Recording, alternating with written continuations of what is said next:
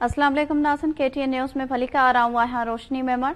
नाज़िन सभ खां पहिरीं अहम ख़बर अवां सां शेयर कंदासीं। हुकूमत पारां अदालती सुधारण ते फौरी तौर कानून साज़ी जो फ़ैसिलो कयो वियो आहे। इन हवाले सां काबीना जो इजलास जारी आहे। ब्रेकिंग न्यूज़ अवां सां शेयर कयूं पिया। कानून वारे वफ़ाक़ी वज़ीर आज़म नज़ीर तारड़ जी सरबराही में कमेटी जोड़ी वई आहे। तफ़सील मालूम कंदासीं। लाइन ते मौजूद आहे KTN न्यूज़ जो रिपोर्टर गुलाम रसूल कुंभर।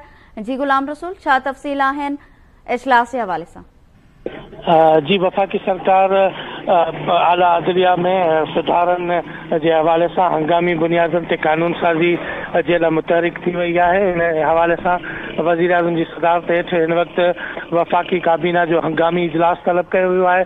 उन इजलास में कानून वारे वफ़ाक़ी वज़ीर आज़म नज़ीर तारड़ तरफ़ां कानून में तरमीम जे हवाले सां जेको मसौदो आहे, जेको बिल आहे, उहो इम्कानी बिल जेको आहे उहो काबीना ॾाढो रखियो आहे, जंहिंजो हिन वक़्तु काबीना उन जे कानूनी नुक़्तनि जो जाइज़ो वठी रही आहे।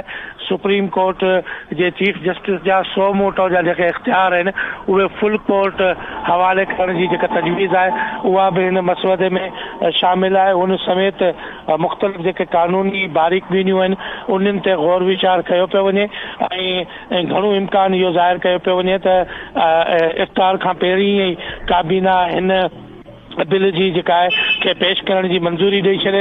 उनखां पोइ क़ौमी असेंबली जो जीअं त इजलास जारी आहे, उनमें हिन वक़्तु वक़फ़ो आहे त जेको इफ़्तारी खां पोइ जीअं इजलास शुरू थिए त उनमें इहे इम्कानी बिल जेके आहिनि उहे पेश करे सघजनि था। ॿिए मरहले में इहे बिल सेनेट में पेश कया वेंदा। त वफ़ाक़ी सरकार जेका आहे उहा इलेक्शन वारे मामले ते इलेक्शन कमीशन जो जेको फ़ैसिलो आयो, सुप्रीम कोर्ट में मामला जेके ज़ेर बहस आया, उनखां पोइ ही ओचितो फ़ैसिलो कयो आहे त जेके आला अदलिया आहे उन जा जेके इख्तियार आहिनि उन जे हवाले सां सुधारा आंदा वञनि। उन हवाले सां कानून वारे वज़ीर तरफ़ां हिकिड़ो ड्राफ्ट तयारु कयो वियो, जेको ड्राफ्ट कुझु देरि पहिरीं हंगामी सदायल काबीना जे इजलास में पेश कयो वियो आहे। उन ई सां गॾोगॾु काबीना जी मंज़ूरी खां पोइ इहे बिल जेके आहिनि उहे असेंबली में पिण पेश कया वेंदा। त उन हवाले सां हिन वक़्तु काबीना इन कानून साज़ी जे हवाले सां गौर वीचार करे रही आहे। साॻे वक़्तु आज़म नज़ीर तारड़ जी सरबराही में हिकिड़ी कमेटी पिण जोड़ी वई आहे जेका इन कानून साज़ी जे हवाले सां वधीक कानून साज़नि सां बि मुशावरत कंदी।